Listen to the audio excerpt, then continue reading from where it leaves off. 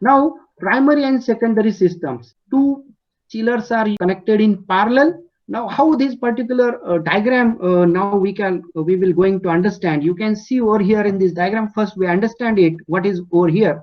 What do you mean by this primary and secondary? So, primary means if I divide this diagram equally in the half side, you can see that this particular left hand side is primary side. The primary side is the side that is from the source side, and the right hand side is secondary side. It can be very easily, we can now understand it, primary and secondary loops. So the loops they are involved in the primary section, primary side, are called as primary loops, and the loops they are involved in the secondary side, they are called secondary loops.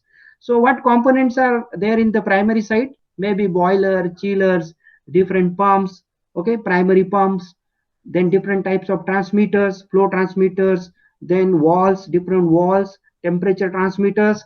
All these components are involved in primary side. And in secondary side, mainly the distribution side, where the actual loads is considered. Maybe through the pump, secondary pumps, it can be further pass it to the different zones of the building. Maybe different coils are involved. Again here, different transmitters are again involved in the secondary side also. Different types of pumps are involved. There is a difference in the pumps also in this primary and secondary side. Now you can see that this is chiller number 1 and this is chiller number 2. It can be this is chiller number 2 and this is chiller number 1. You can see over here C1, and here you can read it C2. So as usual, we know that only one chiller is operated and another chiller only the flow is get circulated through it, and sometimes if it is not circulated, that can be possible. Now you can see here, this is the return side. Through return side, 100 GPM of flow rate that enters to this piping. Once it return from the building, their temperature is get measured. That is the cold water, chilled water return temperature.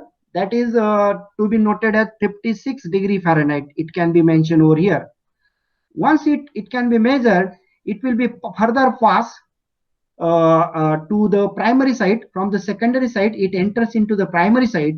In the primary side, you can see this particular portion. Okay, this particular portion is called as bypass. So this green color pipe is called as bypass for this both primary output side and primary input side. This is primary output side and this is primary input side. In between this output and input side, you can see that this bypass is connected.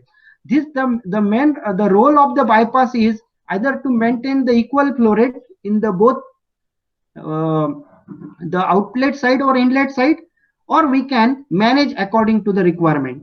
Now here you can see that in this particular diagram, after the bypass, the temperature is again get measured, and if there is no addition, of any flow rate from this common bypass, the temperature is remain same. You can see that here there is no flow rate can be added to this inlet side. So this is outlet side, this is the inlet side.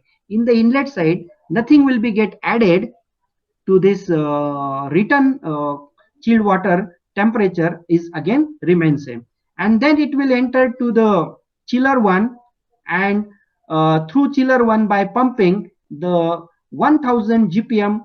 As usual, as the input is 1000 GPM and as the second pump is off, second pump is not working, as usual the 100% flow rate will be passed through the chiller number 1, and this chiller number 1 has a capacity of 500 tons. So at the outlet side, again we get the same type of flow rate, 1000 GPM, but the temperature will get chilled. Now the inlet temperature is 56 degree Fahrenheit and the outlet temperature, resultant outlet temperature is now 44 degree Fahrenheit. Once this output will be again passed through this piping, as here this bypass wall is off, so that it will not go through this input side of the chiller, but it will be passed to the secondary side. That is, secondary side is the distribution side in the actual building. You can see that the same 1000 GPM that will be given to these two pumps, they are again connected in parallel. You can see that the secondary pumps, why these secondary pumps may be number of pumps, depending on the number of distribution lines and the number of loads they are in the building. Depending on the size of these pumps get increased. So here, for example, two pumps are shown over here.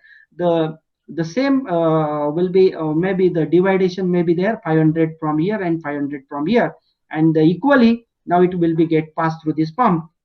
And you can see that there's no increase in temperature further from this pump, as they are heat pumps. They can't add any heat to the liquid for the cooling operation, and you will get the same resultant output, 44°F, and that can be given to different zones of the building. So in this particular diagram, now we will going to discuss three important cases. What are the three possible conditions or cases? In one condition, the primary flow equal to the secondary flow. What these conditions are that primary flow is equal to secondary flow.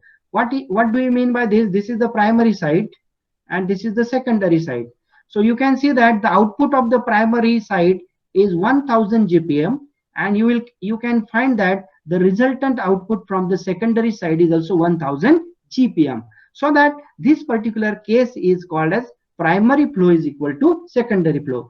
Now, what are that other two cases or possible conditions? This is the second condition. In this second condition, suppose we want to maintain this second condition where it is written that primary flow is greater than the secondary flow. You can see that the primary flow is 2000 GPM and the secondary flow is 1500 GPM. So this particular sentence is now fulfilled. The primary flow is greater than secondary flow. But how this can be achieved? As the return side, you can see that the flow rate is 1500 GPM. 1500 GPM, and the temperature of that return flow rate is 56°F. It can be measured by this transmitter. And now when it enters into this particular bypass section, now what happen in this particular green section, you can see clearly over here. The outlet of the chiller is 2000 GPM. Out of that, 500 GPM will be recirculated. You can see that this 500 will be added to the return cold water chilled water supply. So this 500 from this 2000, so that only 1500 GPM will be get passed through these two pumps, and this 500 will be get added to this. So now the inlet flow rate for these chillers become now 2000 GPM.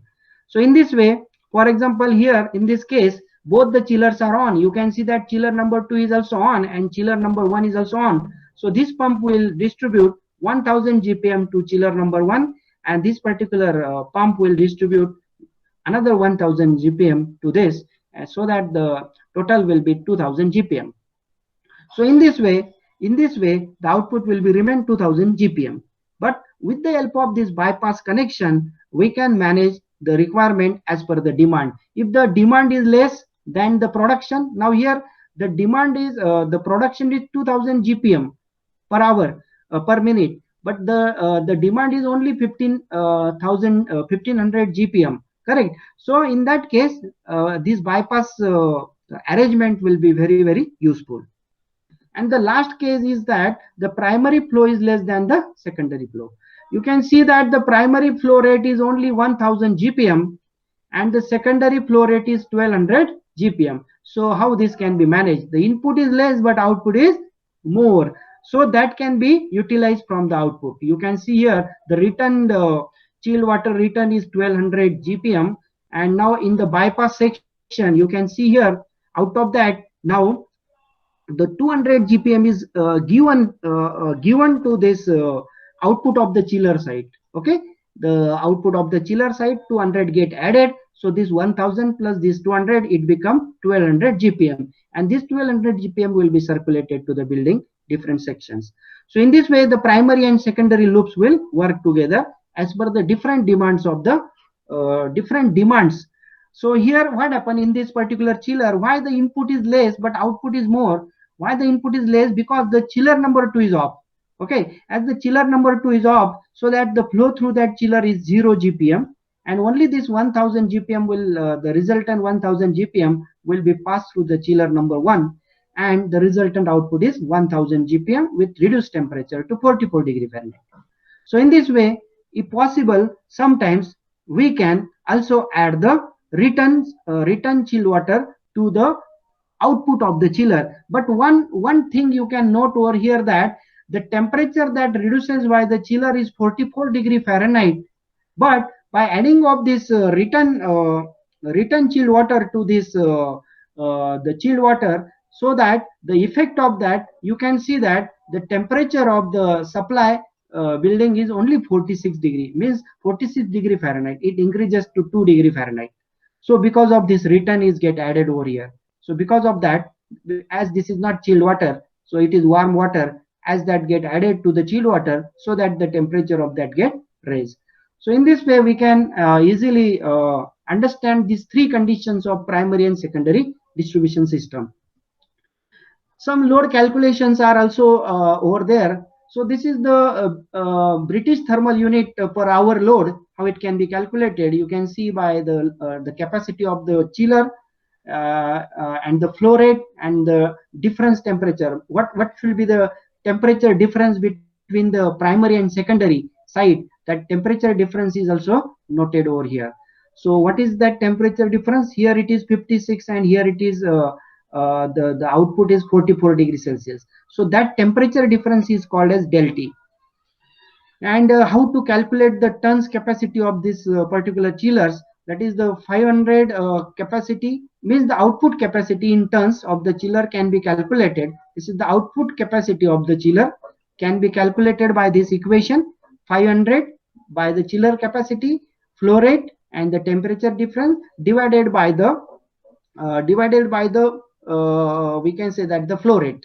Okay, so 1200 if we divided and if we consider that the flow rate in GPM is only yes, this is the maximum capacity. So this is the maximum capacity.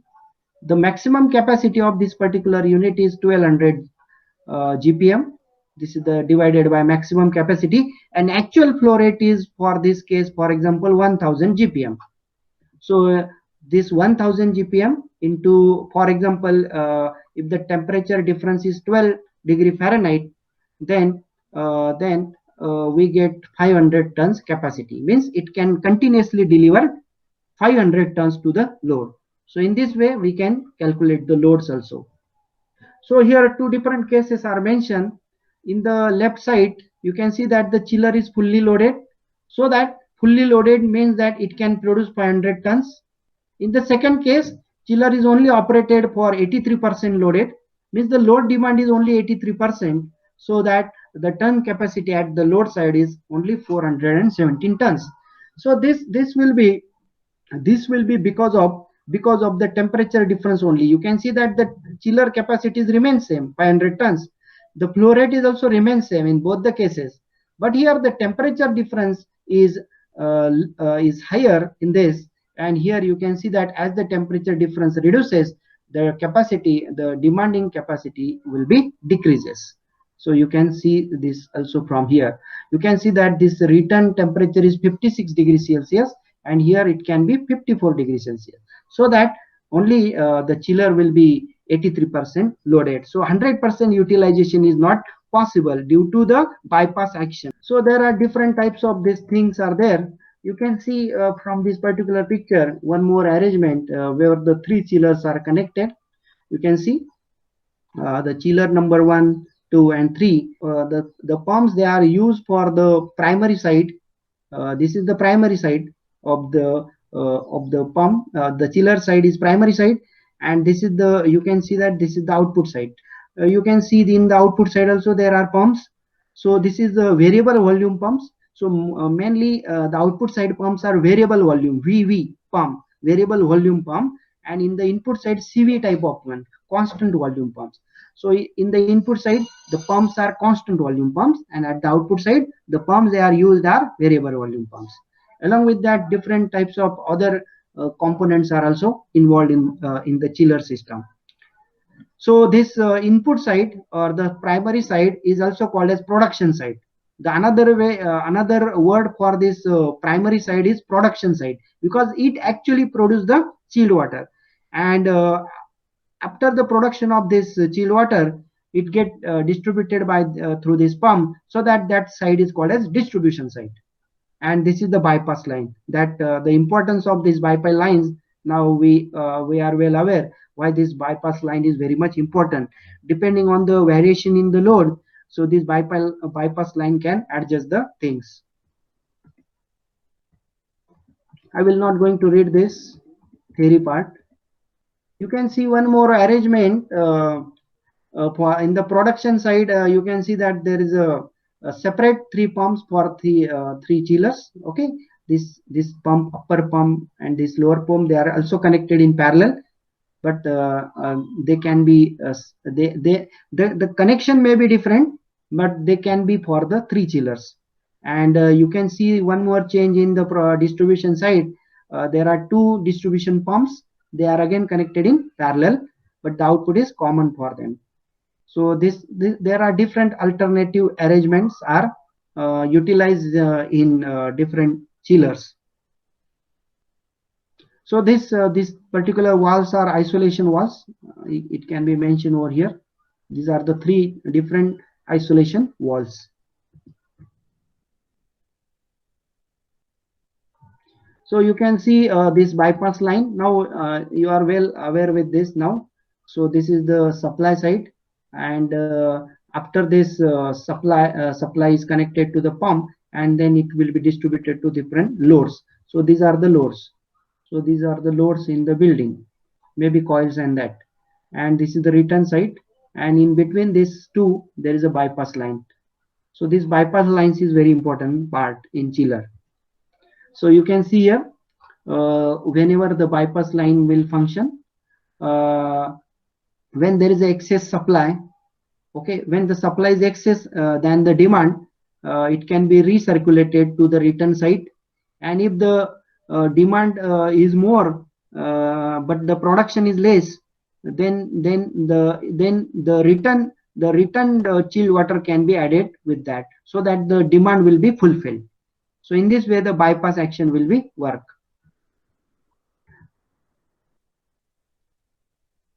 So this is the tertiary pumping. In tertiary pumping, you can see the in the primary side. In the primary side, this the picture is remain same. No changes there. You can see here the two different pumps for the chiller 1 and chiller 2. After that, there are check walls or isolation walls. Here you can see the difference in the secondary side. In the secondary side, the first the pumping will be done through this variable speed drive pump, and then later on for different loads, you can see that the different tertiary arrangement can be utilized. You can see over here. So different sub pumps can be utilized for this different sub zones of the load. So where different control valves and they are also involved. When we go in details of this particular section, there is a complex circuit over there, or the parts over there. So this particular is the pressure measurement arrangement. This is the variable drive. These are the cooling load coils. These are again the different output control valves. They can be managed and can be controlled through the control room using the different SCADA type of arrangement. This is a multiple chill water plant. You can see these two chillers, chiller 1 and chiller 2 in the upper side has one bypass line, and their output is given to different loads. Here there are different loads. Okay, and after that again parallelly it can be also given to the before giving it to the chiller 1 and 2. Another chiller number 3 and 4 can also be incorporated. You can see over here.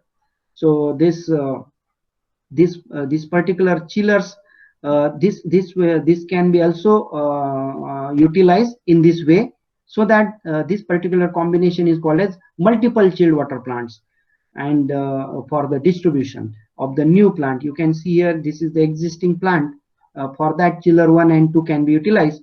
And if there is a new plant implementation, then can be done through chiller number 3 and 4. So this, what do you mean by the circuits? Circuits is nothing but the components, they are involved in the primary and secondary side. So that components are called as primary and secondary circuits. The concept is remain same. You can see that nothing will be get changed. In the secondary side, you can see that this is the pump. Then there is a fan coil unit or air handling unit. There may be number of fan coil and air handling units in the secondary side. All these are called as the circuits. So you can see over here, this particular is the bypass, okay, bypass line, and the same, this is the return line. A return line, it will be first go to the for example, primary pump number 1 and primary pump number 2, and from primary pump number 1 distribute supply to chiller number 1, and the primary pump number 2 can supply to chiller number 2, and this is the resultant output of that. Here we get the output, and if bypass arrangement is not utilized, then it will directly circulated to the load side or the secondary side. So the same thing, only the terminology is called circuit. So circuit means different components of the primary and secondary side. So which are the primary circuit? Primary circuits are chillers, boilers, pumps, valves, and different types of transmitters and that. Secondary circuits are fan coil unit, air handling unit, secondary pumps, different transmitters, different temperature transmitters, pressure transmitters, etc., and valves also.